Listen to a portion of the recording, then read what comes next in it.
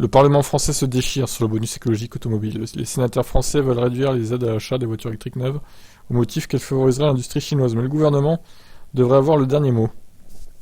Selon le calendrier prévu, le bonus écologique alloué aux voitures électriques doit passer de 6 000 à 5 000. Donc le 1er janvier, ça on sait.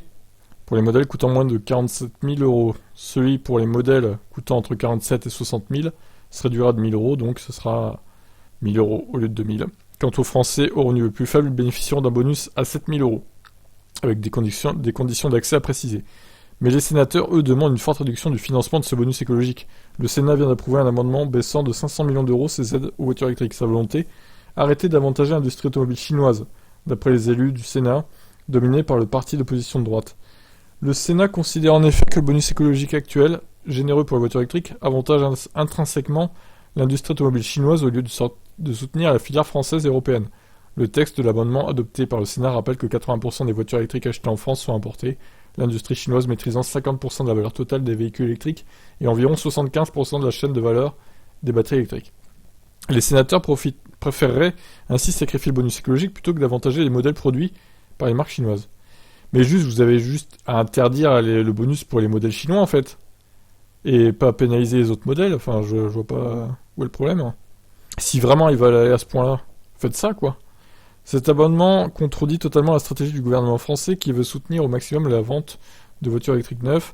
Récemment, les membres de ce gouvernement s'interrogeaient eux aussi sur la possibilité d'encadrer les aides à l'achat de voitures électriques de manière plus sélective, histoire de soutenir avant tout l'automobile européenne.